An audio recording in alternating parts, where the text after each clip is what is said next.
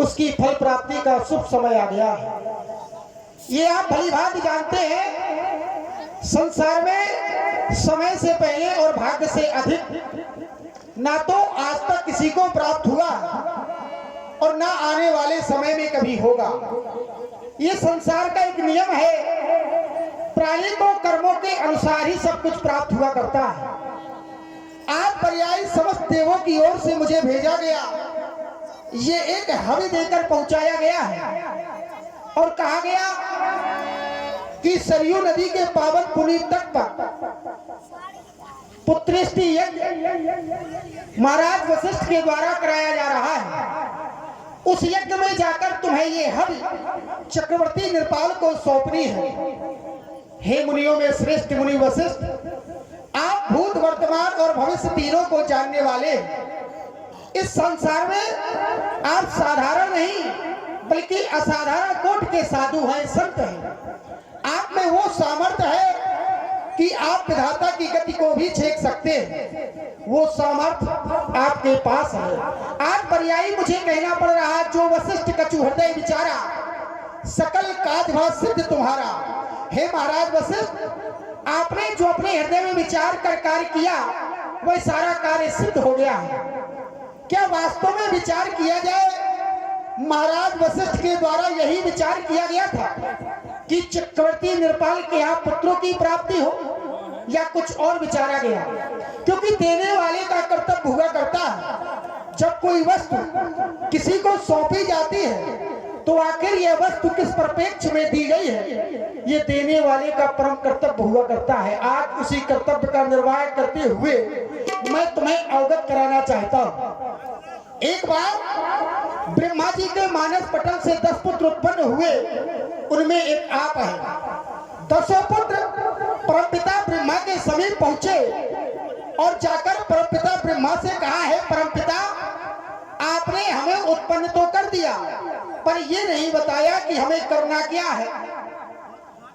उस समय ब्रह्मा जी के द्वारा प्रत्येक पुत्र को कार्य सौंपा गया और जिस समय तुम्हारा अवसर आया तुम हाथ जोड़कर खड़े हो गए। कहा, हे ब्रह्मा, हे परमपिता विधाता, आपने हमें उत्पन्न किया लेकिन ये नहीं बताया कि हमें करना क्या है। तो ब्रह्मा जी के द्वारा तुम्हें कहा गया, मृतलोक में जाकर सूर्यवंश के नृपालों के यहाँ उपरोहित कर्म करना है। जिस समय तुमने ये सुना कि हमें उपरोहित कर्म करना है, यकायक विचार किया, उपरोहित कर्म अति मंदा, वेद पुराण संस्कृति कर निंदा। अरे उपरोहित कर्म एक निंदनीय कर्म है। वेद पुराण और शास्त्र जिस कर्म की निंदा करते हैं, भला मैं वो कर्म करूंगा? अरे संसार के लोग क्या कहेंगे कि ब्रह्मा जी के मानस पटल से उत्पन्न वशिष्ठ और उस वशिष्ठ के द्वारा उपरोहित कर्म किया जा रहा है। आपने कहा मैं ये कर्म नहीं करूंगा। जब न ले तब विधि मोही, कहा आगे लाभ, कहा सुख तो ही। परमपिता विधाता ने कहा, है वशिष्ठ, ये कर्म करने से तुम्हें आगे लाभ प्राप्त होगा। तुमने कहा लाभ क्या प्राप्त होगा? बोले एक समय ऐसा आएगा, परमात्मा ब्रह्म स्वरूपा हुई है कौशलपुर सुरभूपा। एक समय आएगा परमपिता परमात्मा सूर्यवंश में जन्म होंगे और जिस समय वो जन्म लेंगे तुम्हें उनका सामीप्य प्राप्त हो जाएगा। तुमने विचार किया प्राणी परमात्मा को प्राप्त करने के लिए सारे जीवन जप करता है, तब करता है, मांगलिक कार्य करता है। किस लिए? केवल ईश्वर के दर्शन मात्र के लिए। और कभी कभी प्राणी सारे जीवन तप करने के बाद भी उस ईश्वर को प्राप्त नहीं कर पाता।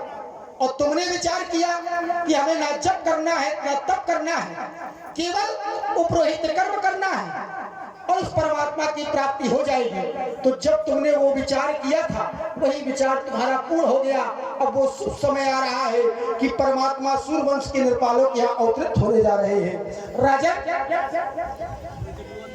जिस समय सूर्यवंश के नृपालों पर संकट के बादल छाए तब तक गुरु पीठाधीश के द्वारा उसका निवारण किया गया और वही रीत का निर्वाह तुमने भी किया।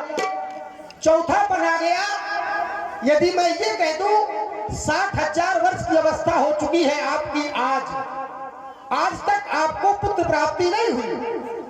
प्राय प्राणी का चौथा बना जाए और उससे कह दिया जाए कि तुम्हें धैर्य धारण करना है। जिसका सारा जीवन निकल गया, क्या वो धैर्य धारण कर सकता है? अरे वो तो अपना धैर्य खो देगा। लेकिन राजन, तुम ज्ञानी हो, तुम्हारे विषय में कहा गया धर्म धुरंधर गुण नित ज्ञानी। तुम धर्म की धुरी को धारण करने वाले वो धर्मात्मा निर्पाल हो।